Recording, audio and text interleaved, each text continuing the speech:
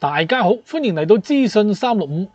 夜闌人靜啊，黃大仙鳳德道天橋，一名33歲嘅休班警員啊，喺深夜竟然尾隨獨行女子出手冒犯，最後俾途人制服。14號喺九龍城裁判法院被判監禁6個月。休班警員點解有沙煲咁大個膽呢？自己身為警務人員，竟然知法犯法，應該罪加一等。6個月唔知夠唔夠阻嚇力呢？案情指今年2月4號凌晨嘅2點45分，事主代號 X 完成呢個舞蹈練習，獨自翻屋企。咦，跳舞嘅身材肯定就唔錯啦。當佢離開地鐵站嘅時候呢條友就一路跟住佢啦。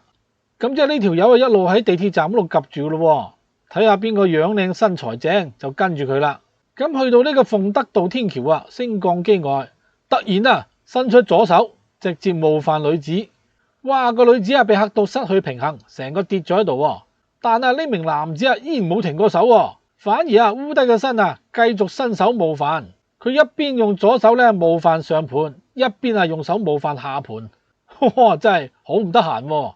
女子驚到大聲呼叫，出力反抗，但係依然阻止唔到對方。咁梗係啦，阿 Sir 平時有鍛煉噶嘛，身體一定好好啦。唔係點樣服務市民呢？係嘛？而家就同你服務市民啦。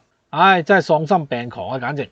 最終男子一言不發地逃走啦。咁呢名女子都好犀利，鼓起勇氣追到鑽石山站。多名途人聽到呼叫之後合力就將呢條友制服，交俾警方處理。警員其後翻查 CCTV， 發現案發地點只有佢一個人，冇其他人。咁仲唔係你？咁梗係作案嘅時候睇下附近有冇人噶啦，冇人佢先作案。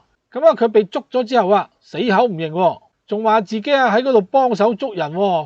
但裁判官直斥呢個藉口唔似係飲醉酒講得出嚟，咁有創意嘅，顯然就係現場捏造嘅。裁判官更重申，被告人係警員，本應係保護市民嘅，卻反過嚟傷害市民嘅安全行為極其嚴重。咁辯方求情嘅時候話被告任職警隊13年，一時醉酒犯錯啫。佢仲有2個女，平時都會帶佢哋去做義工嘅，係一個盡責嘅父親。而家嚟打咩同情牌大佬？飲醉酒我就唔係好信啦。不過法庭認為呢啲背景唔足以抵消佢犯錯嘅後果，最終裁判官監禁佢6個月。咁呢條友從守護市民變成加害市民，從呢個執法者變成被告者。